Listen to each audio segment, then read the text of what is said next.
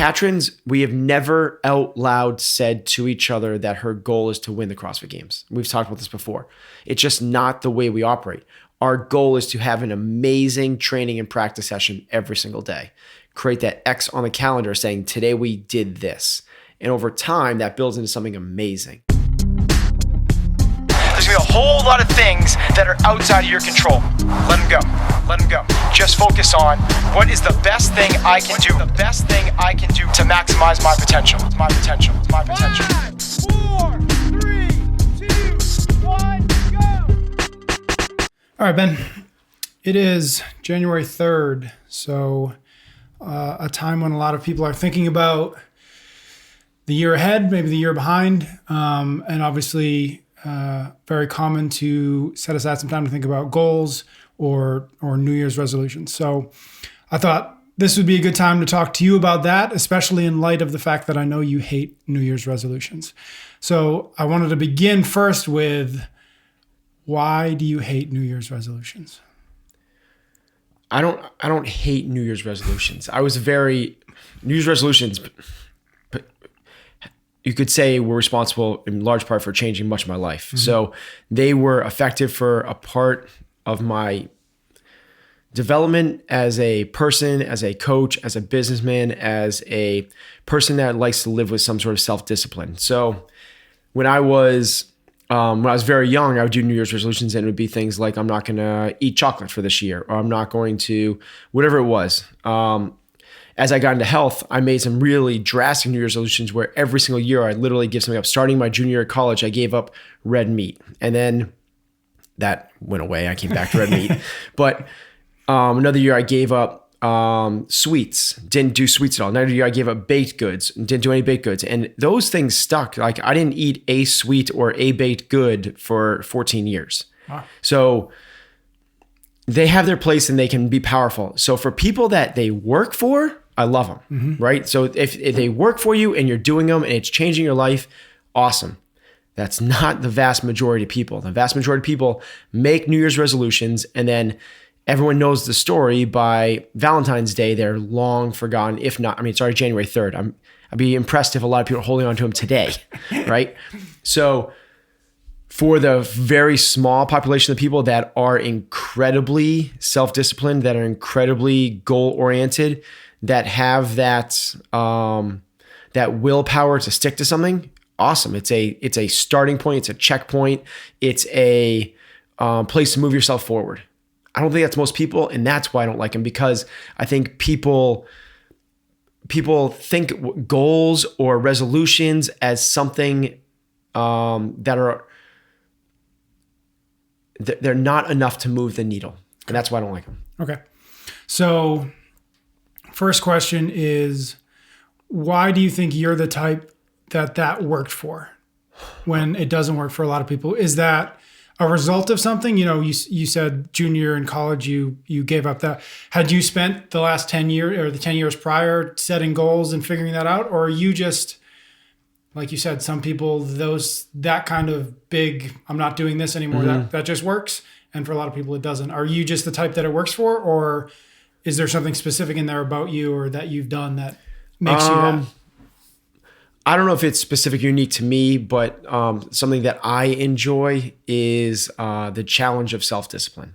It's something I've liked forever since I was a little kid. It's like, I want to see, it's why I like fitness. It's why I want to see, it's why I started doing Ironman triathlons. It's why I do CrossFit. It's why I like to be an entrepreneur and challenge. I like the idea of challenging myself and seeing what's possible.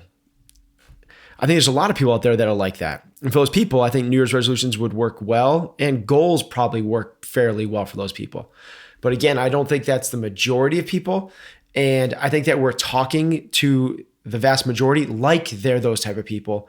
And it's a misguided notion. Like, we're talking to people like, set a goal, go after it, achieve it, and you can do this, when that's not what these people should be given. They should be given more understanding of who they are and what it takes to get to somewhere they want to go, if that's where they want to go.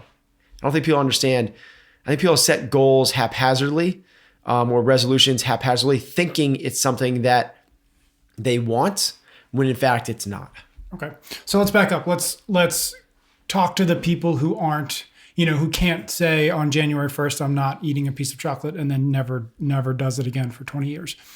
What instead? What do you replace a New Year's resolution with? Okay. So the first thing I would do is call it New Year's resolutions or call it goals, either which one. Largely in part, that goal, right? And most people say like, first off, most people don't say, I'm not going to eat chocolate. I'm not going to have a sweet. What most people are saying is, I got to get in shape, right? So the first level of goal setting is what everybody that's had any experience with goals understands anyway. You make them smart, specific, measurable, attainable, relevant, and time-bound. That's not that. I almost feel like that's not what this podcast is about. That's not what we're going to talk about. That's, to me, that's old hat, and that's standard. But the base of that is, let's at least make things specific. Okay, if you've done that, you're at level 1, essentially. You've taken the first step. But from there, it's like people say, like, I want to lose 30 pounds. Well, wanting to lose 30 pounds is novel, and it's respectable and maybe appropriate, and it's certainly specific, and it's whether it's attainable or not, we could discuss that. But I think we have to decide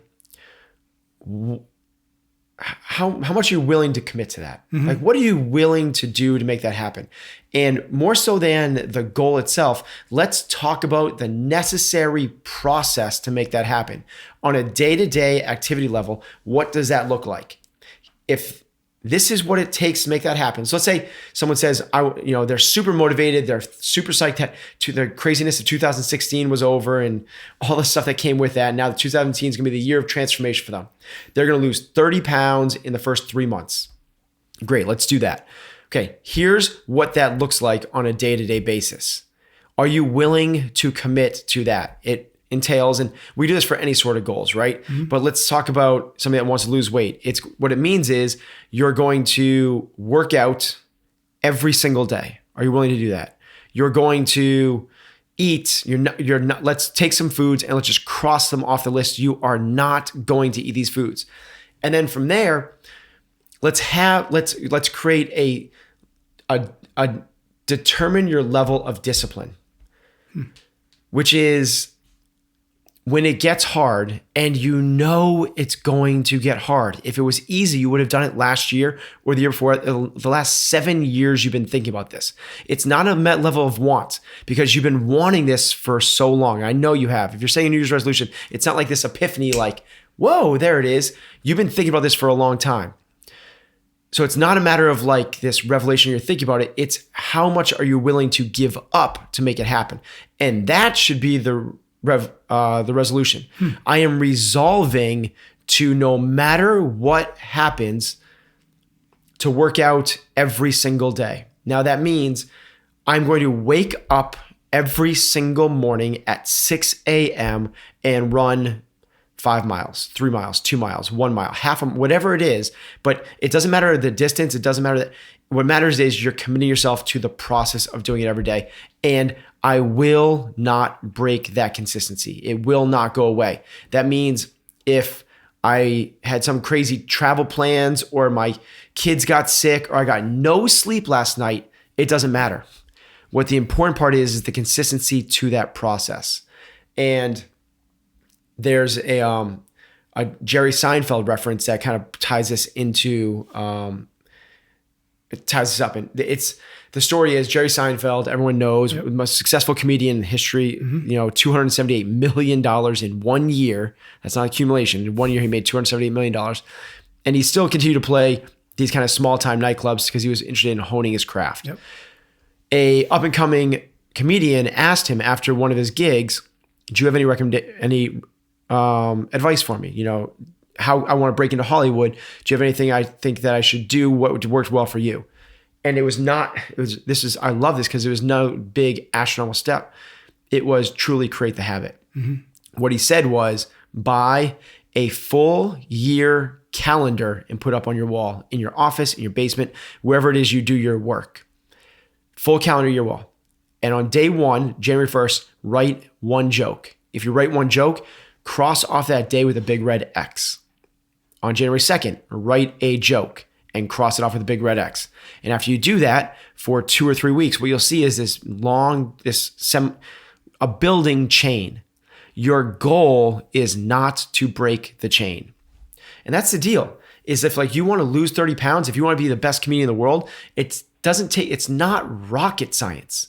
All it is you are what you repeatedly do.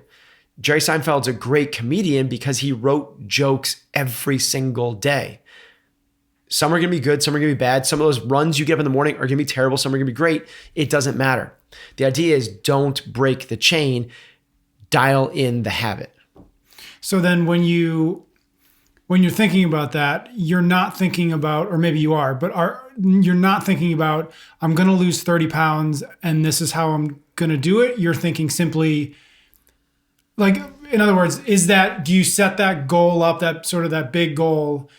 For Jerry Seinfeld, it might have been, I'm going to have at the end of the year an hour-long stand-up special, right? Are you suggesting that doesn't matter so much, the 30 pounds or the stand-up special doesn't matter as much as the commitment to tomorrow, I'm going to get up and I'm going to run, and the next day I'm going to do the same thing? That's it. Absolutely, exactly. Okay. Yep. In fact, I would take it the next step further. People are setting a goal is like trying to throw darts in the dark. It's like, why 30 pounds? Why Jerry Seinfeld a 1 hour special? Yeah. Why not 50 pounds? And why not $278 million? You're probably more likely to sell yourself short. Right. Now, the other because thing your imagination can only go so far, but not. You don't want to fail. Yeah. Humans don't want to fail. It's the biggest thing that they fear in the world. It's public speaking, death, and failure. You need to. I just made those up on the spot. I have no reference for that whatsoever. That's probably accurate. The idea behind it is that you have no control over the end state results of your goal, right? If the goals are the result, the definition of a goal, the result from which forth you put in effort. Screw the result, focus on the effort. The effort's what gives you all the good stuff. Mm-hmm. So let's just focus on what's going to drive you towards that, build in the habit, and that's going to lead you to where you want to be.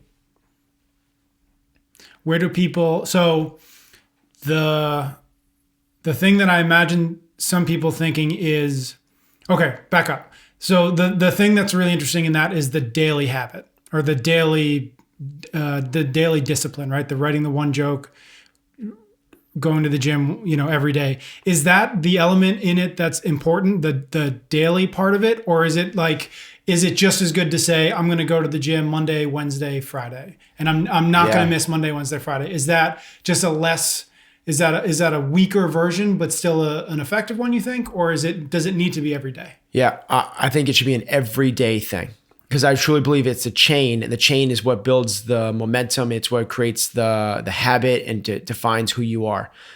It's people that say like, well, I'm only going to have 4 drinks this week. That sucks. To me, that's a crappy goal. If you don't want to drink and you think drinking's bad for you, don't drink. Like, get rid of it.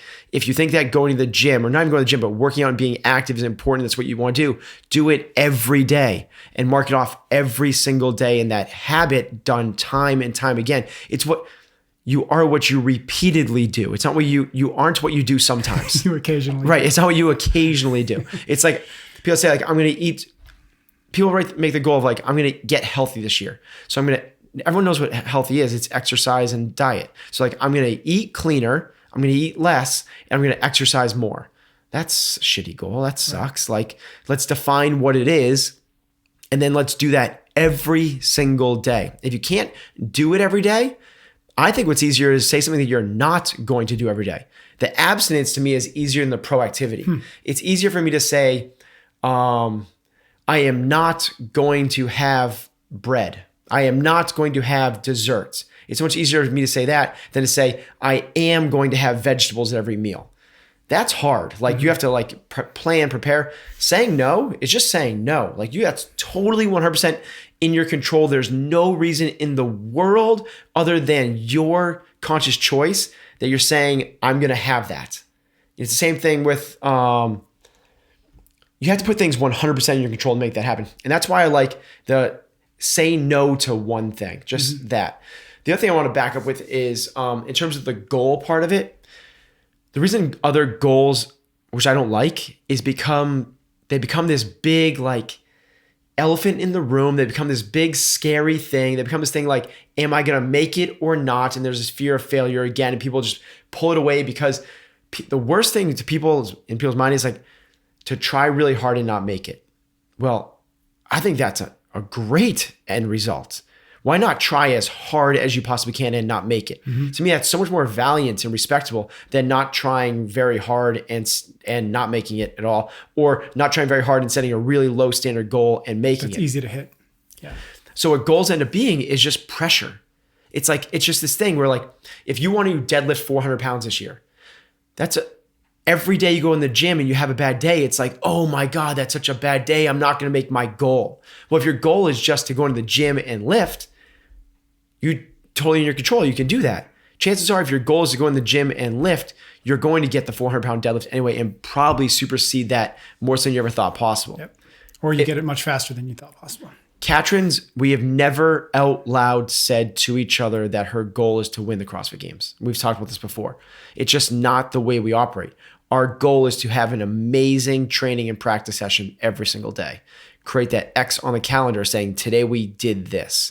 And over time, that builds into something amazing. The other part about that is it builds this momentum, right? Where all you're trying to do is have something you're doing or not doing, right? If you do that enough times, now you got this like huge thing. It's like, well, why would I break it now? It's that type of thing, right? Like recovering alcoholics that haven't drank in 2 weeks are going to have a really hard time making it to week number 3 and 4. Well, recovering alcoholics that haven't drank in 37 years, that drink at that party isn't as tempting anymore because they've worked so much, they've built up so much. Imagine wasting all of that. Right. What we're trying to do is build, how much can we push underneath us? How much can we build ourselves up upon?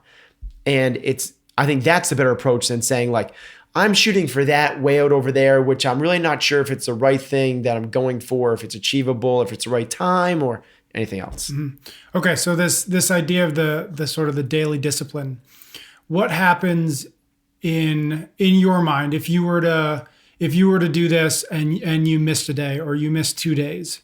What is the mindset necessary in order to get that chain going again? Like, is it 2 times harder? Like, what is the story that people tell themselves that makes, okay, yeah, you skipped it or you missed a day, it's okay, get back on it the next day? Like, what is that, or how do you work through that?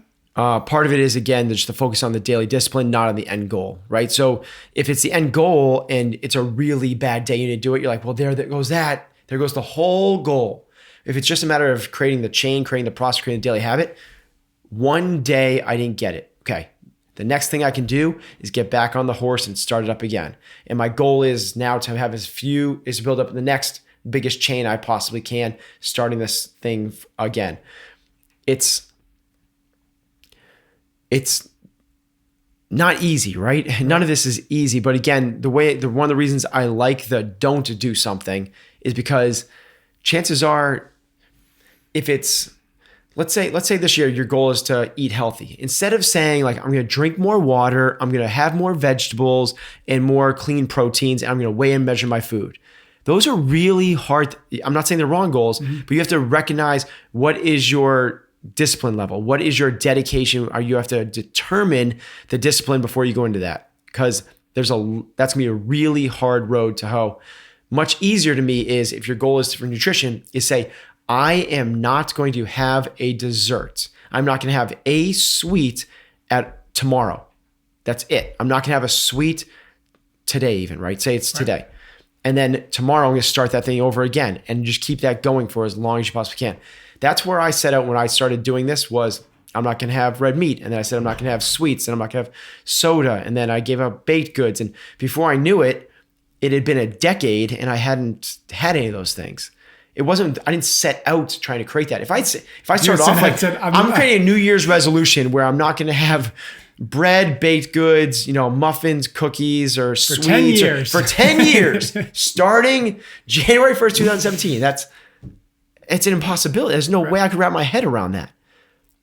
When you start running marathons, you don't go start running a marathon. You were doing Ironman triathlons, you don't start running an Ironman triathlon. You go out and you swim, bike, and run today. And then tomorrow you revisit the appropriate training volume and whatever it is, and you do that again the next day. You just start to build these little chains. Is this something that you're still doing, even this year? And you can share if you have any particular resolutions or not, but is this a habit that you continually find sort of a new target for, like a new fill in the blank that I'm not doing anymore? Yeah. So we started this whole thing off with like, I hate resolutions, right? And I may have made that up though. Yeah, no, it's not. I hate them for certain people and certain things, and I just don't like. Why wait till January 1st? That's right. And if you didn't do it on January 1st, it's not like this year's gone, right? Like you start on January 2nd, or you start on April 13th. It doesn't matter. Things that I'm working on this year is I have the same resolution or same goal that I had last year, which is not smart. It's ambiguous, and I'm not gonna be able to measure it. And I don't know if I achieved it, but I do. Is to do less. I want to do less and do it better. I want more free time. I want more time with my families. I want more time to do things I truly enjoy. One of my definitions of success is to be able to blur the line between work and play. I've done a terrific job of making work feel like play, but I haven't done enough of seeking out actual true play.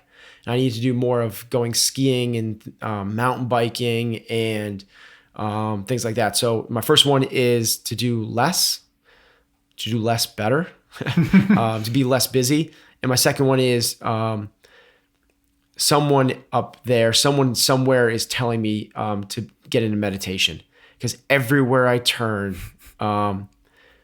it's about meditation. And I've done a 30-day mindfulness challenge. I know a fair amount about it. I've practiced it before. But my goal for this year is to get into a daily routine, much like the X's, with some sort of mindfulness or meditation practice. Heather's been doing that, right? Yep, Heather. Yeah, my wife has been doing a lot. She uses Headspace. Yep. It was recommended to her by her nutritionist, Adi. It was Adi Zucker. Now it's Adi Cashew. Hope I'm pronouncing that right. From Working Against Gravity, and she's great. She gives a lot more advice than just pure macros. She's working with her on meditation stuff. So my problem is when I start to meditate, I fall asleep. Yeah. So I'm very good at emptying my head, but I empty it too much and I'm asleep. Shut down. Yeah. So I practice it a fair amount, and Heather does it to help her sleep, and we do it together as a couple in bed. And literally I used to do it when I used to get acupuncture. We do body scans, which is a form of meditation. And you listen to a voice and you focus on your toes and then your heels and then your ankles and your knees. Well, by the time I never got past my knees, I'd be out cold. I don't know what the rest of it is. And that's like in with the first 45 seconds. Yeah. So I'm very good at emptying sleeping. my head and falling asleep. Have you ever tried the sensory deprivation tanks, like the floating tanks? I forgot. It's there's a new one in Boston, like a float tank. Yeah, float tank. Because that I've heard is similar. No, it's not to called a float tank. What is it? It's a recovery thing where you basically become zero gravity. Yeah, you're not floating. You're not sinking. You're not trying to stay afloat. You are literally. I've never done it, but I would love to. I've heard it. It's a very meditative state. Yeah, exactly. Where you are like you can't handle it at all, or it's again. I think I would fall asleep. You just drown. Yeah, that'd be a fear of mine actually. Yeah, is that I would literally just be asleep and roll over, because it's. I've heard I know some people have done it. Yeah. And it is really cool because you literally you lose the ability to. It's in a dark room and you're floating in this water that's perfectly balanced. Yeah, because it has Epsom salt or something. So exactly. So you are not trying to stay awake. There's no work at all. Yeah. And there's no feeling anything around you. It's literally like you're floating in space. So you lose this proprioceptiveness of after a while being in there, you're in there for an hour or 2 hours. Yeah, a long time. You get this feeling of am I upside down? Am I face down, face up? And I think that I probably would end up face down. You'll have to let us know if that happens. Yeah. Anything else on goals or resolutions worth talking about?